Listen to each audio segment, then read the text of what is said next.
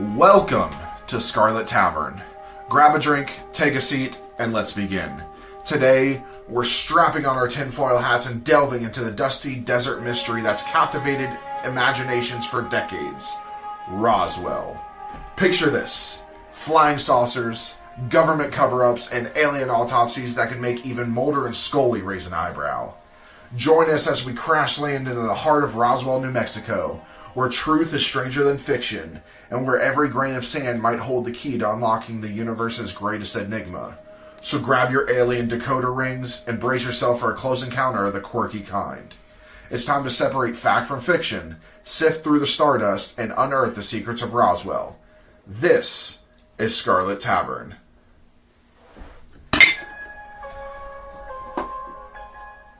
All right.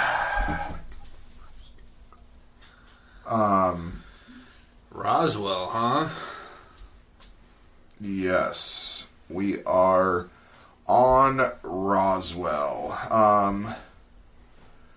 Roswell's going to be a fairly in-depth one. We're going to have two parts to it because there is a lot to break down into Roswell. Project Mogul. Yeah.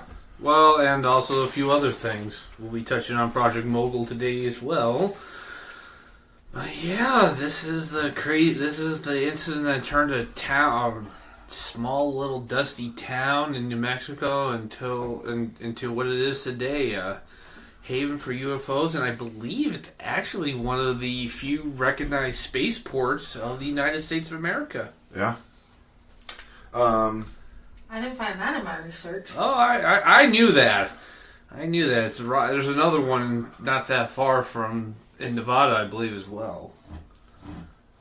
All right. So, in the early days of July 1947, not far from Roswell, New Mexico, a place about 70 miles distant, a rancher by the name of Mac Brazel stumbled upon an enigmatic scene in a sheep pasture.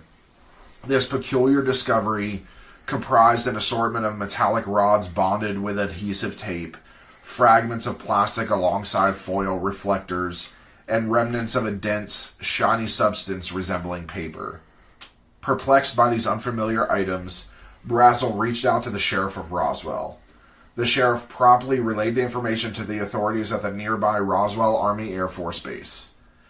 In response, military personnel swiftly converged on Brazel's ranch. They meticulously collected the enigmatic materials, promptly transporting them away in armored vehicles for further examination. On the 8th of July, a headline in the Roswell Daily Record boldly proclaimed, RAAF captures flying saucer on ranch in Roswell region. And the reason why it's called the Army is because the Air Force has not been born yet. Correct. This was the Army Air Corps before the Air Force split off from in September 1947. Correct. So when the Air Force was properly run. Correct. Better than the Army. 100 times better than wow! the Army. Okay, folks, I'm sorry, but we're gonna have to cut this broadcast short. I have to give Kayde his little attitude adjustment. You know, I said something too. You could try. But I love you, and I can't hurt you. Then. Wow. Wow. Okay. Well, Damn Media is going to have a new COO soon. It will no longer be Ben. Wow. Ben will no longer... our next episode will be the death of Ben Edwards. Wow. And where he is buried. So... Yeah, we're just confessing to the crimes already, huh? Yeah. Yeah. I'm fine with that. So, this sensational news sparked widespread curiosity and speculation. But was this extraordinary claim accurate? The following day, an official from the Air Force steps forward to amend the newspaper's narrative. According to this official, the so-called flying saucer was merely a downed weather balloon, which is the go-to for flying saucers. Yet, this explanation didn't quite align with the observation of those who had either witnessed the debris firsthand or seen photographs of it in the newspaper. To them, it was evident that the object in question bore little resemblance to a weather balloon. This discrepancy fueled alternative theories, with some individuals firmly believing and continuing to believe that the wreckage originated not from Earth, but from an extraterrestrial spacecraft. They posited that the material found in Brazel's field was, in fact, remains of an alien vessel. Now, what we're going to get into now is, touch a little bit on it, is one of the saucer and the aliens were a secret government project known as Project Mogul. Yes. In 1947,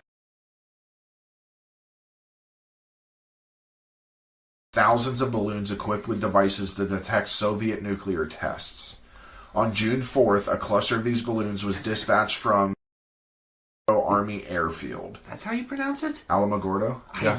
I've never been able to pronounce that. Alamogordo. I know somebody that was stationed there.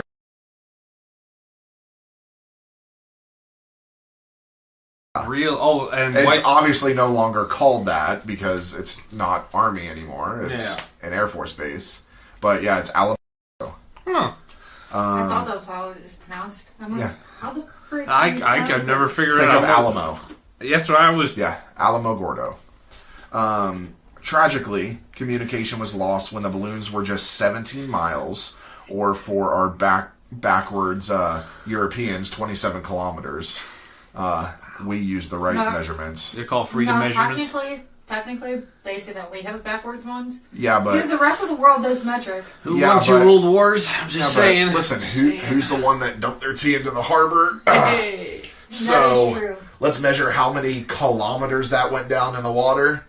Well, no throwing tea in the harbor anymore, especially in this house.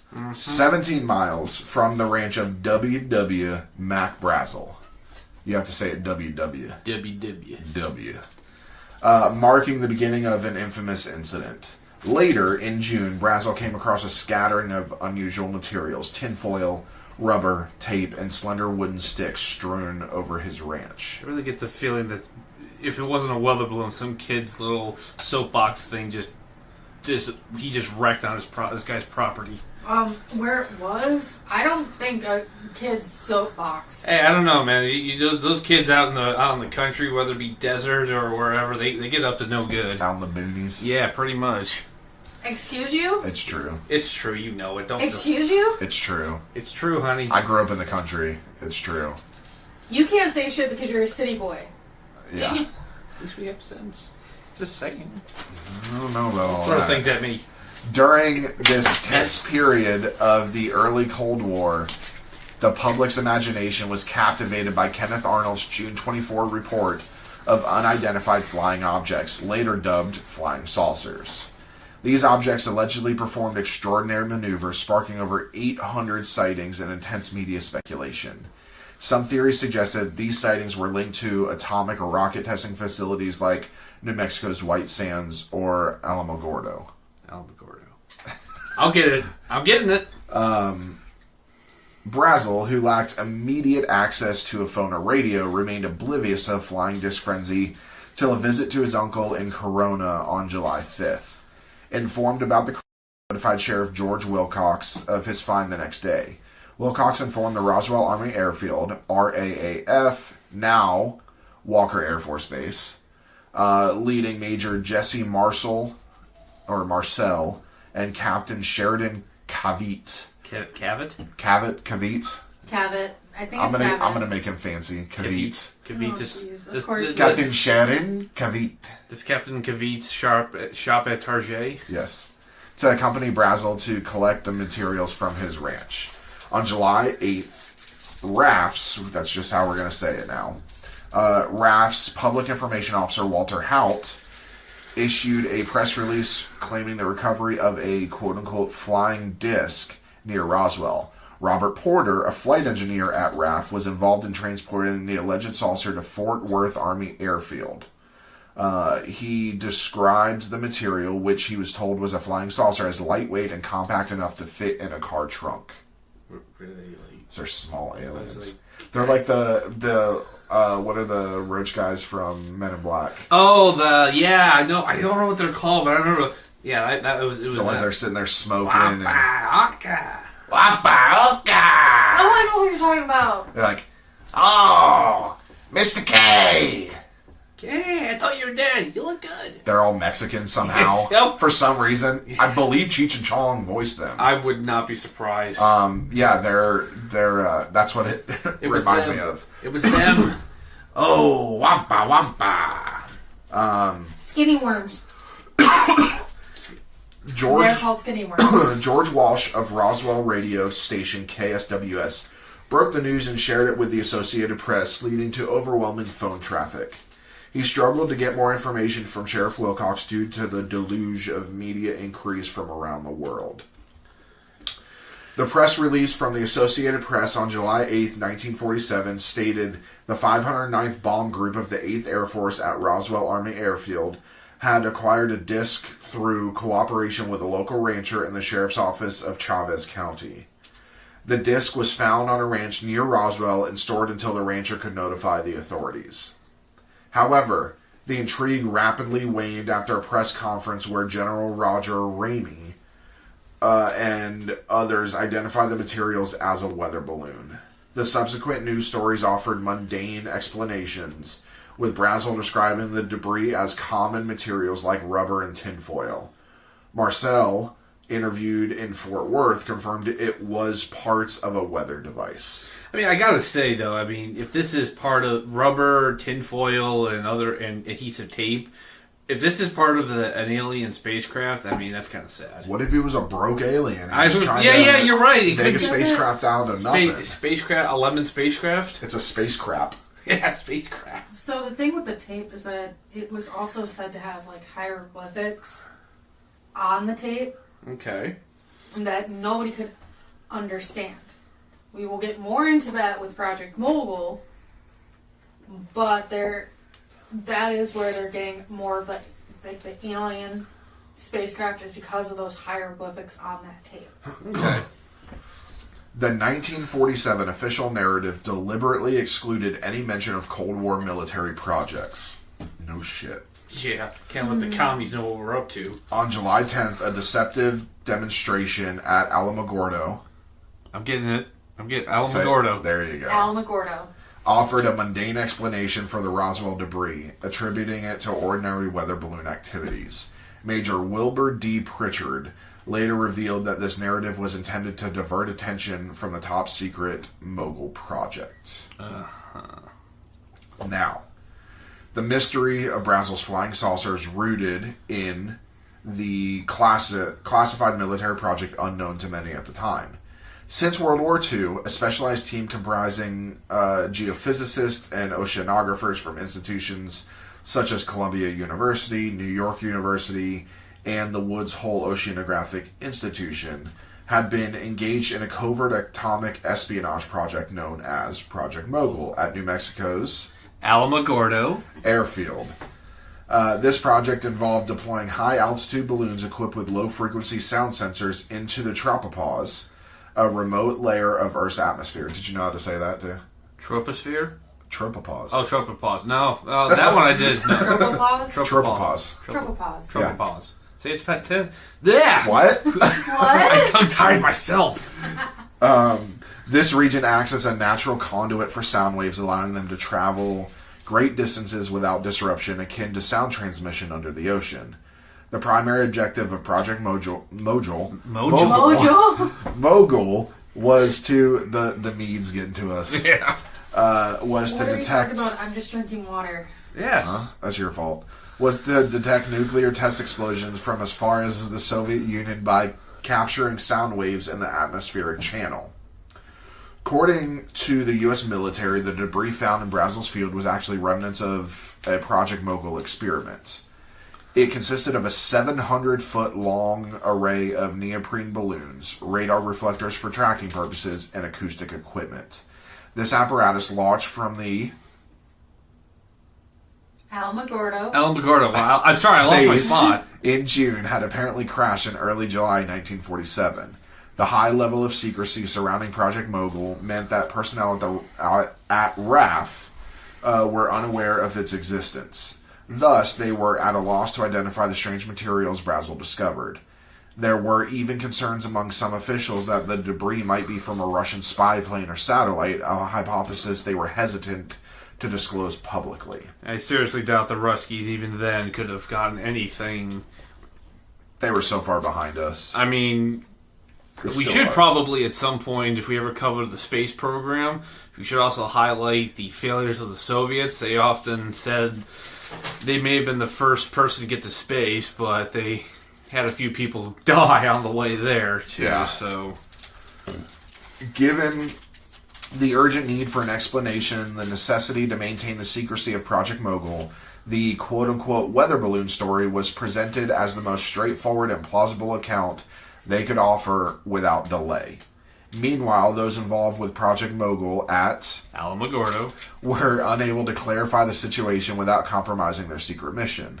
This combination of circumstances contributed to the enduring mystery and various theories surrounding the Roswell incident. Now, here's another we're going to get into. It's another part of Project Mogul and the overall what the Air Force was up to, but this is also linked to another incident. Not so much an incident, it's another part of the incident about why people, the enduring mystery. It's the skepticism. It is. The dummy drops. Exactly. Why? Because people swear up and down that they saw military medical personnel. Well, they claim military medical personnel carrying people away, covered in cloth, on stretchers, and we're going to talk about what the Air Force said, why they saw that. And why, and the Air Force still does this to this day. During the 1950s, the Air Force's clandestine dummy drops in New Mexico added fuel to the growing skepticism among those who doubted the official narrative of the Roswell incident. These exercises, conducted over air bases, testing ranges, and uninhabited areas, were designed to simulate and study the survivability of high-altitude falls by pilots. The dummies used in these tests had an unsettling appearance, with bandaged, featureless faces, latex skin, and aluminum bones, eerily resembling the popular depiction of space aliens. Newsflash: turns out when you fall from a fast-moving, high-altitude plane, you die. Yeah. So this is where we still do these tests to this day. This is where the Air Force figured out the G's that hit. This is how they figured out, okay, we need to make sure the pilots can eject at this rate, and they need to eject at this altitude. And a lot of planes to this day still have a fail-safe where if the plane goes too low into a crash, you will automatically eject out of the plane. Mm-hmm. But these dummy drops actually did happen. It's not a fake. These actually happened. It's just fueling the conspiracy. I mean, could you imagine some poor farmer or rancher that did not know about this? He just sees. And that actually happened a lot. So, for those who were already convinced of a government cover-up regarding the Roswell event, these dummy drops appeared highly suspect. Observing military vehicles hastily retrieving these humanoid figures from drop sites, some people began to theorize that these dummies were not inanimate objects at all. Instead, they speculated that these figures were actually extraterrestrial beings captured by the government for secretive experimentation. This series of events further entrenched the belief among certain groups that the government was engaged in a complex conspiracy to conceal the truth about extraterrestrial visits to Earth, particularly in the relation to the 1947 Roswell incident. The dummy drops, intended for aerospace research, inadvertently contributed to the perpetuation of UFO and alien conspiracy theories that have become a persistent part of popular culture. Now, in the initial aftermath of the 1947 Roswell incident, there was no mention of alien bodies in the reports. It wasn't until decades later that such claims surfaced. Significantly, primary eyewitnesses from the time, including Jesse Marcel, did not report the presence of bodies. Marcel himself explicitly denied their existence when queried. Furthermore, authors who later wrote about the Roswell event interviewed only a handful of individuals claiming first-hand knowledge of alien bodies. So the thing with Roswell is that it's actually around that time there's so many different like balloon crashes or flying saucer crashes that happened that they, especially around that area, they all got combined into the Roswell incident. Well, yeah, I mean, we had so much shit happening because of the Cold War. Yeah. That anything that the commies did, it became an alien. Oh, yeah. Well, maybe the commies are aliens. Knew it. So the credibility of these late accounts of extraterrestrial bodies is marred by inconsistencies and contradictions. The witnesses, many of whom were elderly and some making declarations on their deathbeds, provided conflicting details regarding key aspects of the incident. These inconsistencies encompassed the location of the crash, the number of extraterrestrials involved, and the physical description of the bodies themselves. In 1997, the Air Force published a report that offered an alternative explanation for these later eyewitness accounts. The report suggested that the supposed bodies were actually memories conflating past military accidents involving human casualties and the recovery of anthropomorphic test dummies. These dummies were part of military programs like Operation High Dive in the 1950s, which involved releasing dummies from high-altitude balloons in the New Mexico desert. The Air Force asserted that the resemblance between the process of retrieving these test dummies and the later accounts of body recovery was striking. The dummies were often transported using stretchers, casket-shaped containers, and insulation bags akin to body bags. Vehicles described by eyewitnesses such as weapon carriers and a Jeep-like truck with radios matched the Dodge M37 commonly used in the 50s test retrievals. Furthermore, the description of the bodies, bald, dummy-like, resembling plastic dolls and clad in flight suits, were consistent with the characteristics of the Air Force dummies used during that era. See, that always gets me when you ask a civilian who has little to no military background or knowledge, and he's like, describe this. It's like, well, it's a Jeep with like a truck, but with radios. It's like, oh god. Yeah, it's our comm Jeeps. Yeah. So, this explanation by the Air Force suggests that the stories of alien bodies at Roswell may have been a case of mistaken identity, with the military's test dummies being misremembered or misinterpreted as extraterrestrial beings.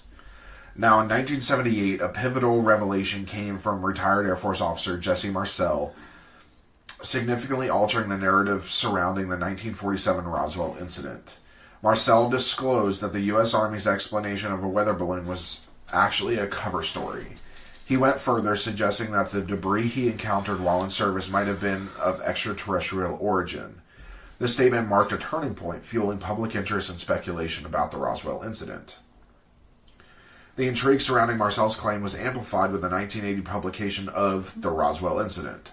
This book not only popularized Marcel's speculation, but also laid the foundation for an array of elaborate and often contradictory UFO conspiracy theories. These theories, growing in complexity over time, expanded the scope of the Roswell incident far beyond its initial parameters. The narratives woven by these theories included assertions of governments actively concealing evidence of extraterrestrial life, encounters with gray aliens, the crash of multiple alien spacecraft, retrieval of alien corpses followed by clandestine autopsies, and even the reverse engineering of alien technology. However, it is crucial to note that these elaborate theories lack factual substantiation. Despite their popularity and persistence in public discourse, these claims about the Roswell incident remain speculative and unverified, illustrating how a single event can evolve into a vast web of conspiracy theories over decades. I mean, honestly, if you look at it, they say like, oh, the government has all this alien technology and they're covering it up, and it's from a downed spacecraft. It's like, well, it can't be very good technology. But everything involves them crashing or being shot down. It must not be. I gotta say, it can't be that good if we're able to shoot it down, or if it crashes. A lot of it was cover-ups too, because, like they said, a lot of this, like the alien stuff, happened during the Cold War. Oh yeah. So, we were doing a lot of clandestine operations. Exactly. And So- folks, there's so many projects, both legitimate and BS, that were done during the Cold War. And We could make an entire season off of just the Cold War projects. oh yeah, Easily. and from the really cool ones that actually have affected our lives today to the downright silly ones. Looking at you, CIA, and your elaborate schemes to try and kill Fidel Castro. Yeah. God, there's so much money wasted there. Now. Let's not get us on the Oh, CIA no, radar. Yeah. We're talking about aliens, things Yeah. that are based in reality. No CIA. CIA, you don't exist. You're a one three-letter alphabet mafia suit that does not exist. Please don't come after us and kill us. Kill him first. Wow, okay. No. Thank you. Oh, so you can do it later. Exactly. Under the pressure exerted by a New Mexico congressman and the General Accounting Office, the Air Force released official statements in the mid-1990s addressing the various conspiracy theories surrounding the Roswell incident. In its initial report in 1994, oh, you were in the Air Force at this time. Yeah, Shut you up. were. No. The United States Air Force Oh wait, you were in acknowledged... high school. I'm sorry, you were Yeah. in high school. Folks, for the record, I'm 35 years old. In this case, and I was like maybe 6 in 1994. I was 3. I was 2. I hate both of you. The United States Air Force acknowledged that the earlier weather balloon story was indeed a cover, but it was a cover for Project Mogul, classified military surveillance operation not for extraterrestrial activities. The 1995 publication, The Roswell Report, Fact versus Fiction in the New Mexico Desert, reinforced this admission with comprehensive documentation. It pinpointed the source of the Roswell debris to a specific Mogul balloon train that was launched on June 4th, 1947, and subsequently lost near where the Roswell debris was later found. However, within the UFO community, these official reports were met with skepticism and dismissal, of course. Mm-hmm. UFO researchers criticized the reports for lacking information on alleged topics like MJ-12 or extraterrestrial corpses, though they acknowledged the report's admission that the original 1947 account was misleading. MJ-12 is the Majestic 12 conspiracy theory. Which we will cover in the next part. Correct. Public opinion surveys at the time revealed that the majority of Americans remained unconvinced by the Air Force's explanations. Shocking. Conversely, the news media and skeptical researchers found the findings credible. Project Mogul provided a logical and cohesive explanation for the debris reported in 1947, although it did not address the contradictory claims that emerged later. Notably, Carl Sagan and Phil Klass pointed out that the symbols initially described as alien hieroglyphs on the 1947 debris, notably by Jesse Marcel Jr., corresponded to symbols on adhesive tape used in Project Mogul, which was sourced from a New York toy manufacturer. In a further effort to clarify the events, the Air Force released the Roswell Report Case Closed in 1997. This report meticulously detailed how eyewitness accounts of military personnel loading what appeared to be aliens into body bags were consistent with standard Air Force procedures. These procedures involved the use of insulation bags for the retrieval of parachute test dummies, which were employed to protect temperature-sensitive equipment in the harsh desert environment. This provided an alternative explanation to the stories of alien bodies, suggesting that the accounts were based on misinterpretations of military operations involving test dummies. So, that is one part of the Roswell incident. A very plausible explanation of what could have occurred, or an elaborate government setup in order to hide the fact that an alien spacecraft had crashed and had resulted in multiple casualties of alien passengers. I don't believe in the Roswell incident. No. I Doing know the more research that I did believe in the Roswell incident. But doing all the research I did, I no longer believe it. I know too much about military projects to know that all of this is military projects, I mean, especially during the Cold War. Yes, and there's a saying we have in the military, and this is through all branches. You train like you fight. Yeah. So, to the outsider, it would seem, well, why would you use a stretcher and treat an obvious test dummy like it's an actual person when it's fake and just literally pick it up, throw it in the trunk of your car or whatever, and drive away. Yeah, but what you have to understand is that the military is never going to take an opportunity to not train its personnel. So muscle exercise, muscle memory. Muscle memory. Yeah. So those personnel would probably think, okay, they're just okay. How do we do this? We know what to do. Oh, there's a guy. Get him on the stretcher. Oh, he's dead. Throw the sheet over him. Put him in the back, and let's drive him to mortuary affairs or to the hospital or wherever. Yeah. So, to some old farmer who may or may not have served in the military or whatever, to him seeing a weird-looking body that doesn't look quite human, and it's being treated like a body, it's very easy they could mistake it for, oh my god, it was an alien! The Martians are invading! Or whatever, and I don't know what a New Mexico accent sounds like. What that country accent was. Yeah, That what did the not sound like a fuck? country I don't know, accent. I'm not from the country. No, okay, city boy, you cannot do a country accent. But yeah, so this was a rather short episode. However, we do have some news. Scarlet Tavern now has its own YouTube. It is separate from the Dungeons and Magi YouTube. So please go check that out. It is Scarlet Tavern, just like it is here. All of the recordings get uploaded to that if you want to listen to them on YouTube. So if everybody could go subscribe, follow. And then we do have some exciting stuff that is coming to Scarlet Tavern. There's going to be another branch off of Scarlet Tavern called Scarlet Tavern Tales. Scarlet Tavern Tales is going to be an anthology podcast. This is kind of going back to those old 1920s, 1930s radio shows that everybody listened to get their entertainment before TV was a thing. And you would...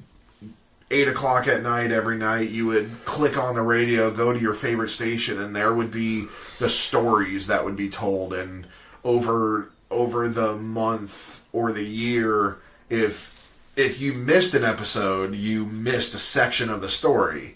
Luckily, with modern technology, you can go back and see stuff now. But we kind of wanted to take that, and anthology podcasts are one of anthology stories and the old radio shows I used to listen to growing up. I loved them. It's what got me into storytelling, and so we decided to do an anthology podcast. Again, this will be called Scarlet Tavern Tales. It is still in production, so look for it probably about October, towards the end of the year, when that comes out. They will be 30-minute episodes, and each episode will be congruent to the next, so they will tell a story. And each season will be a new story.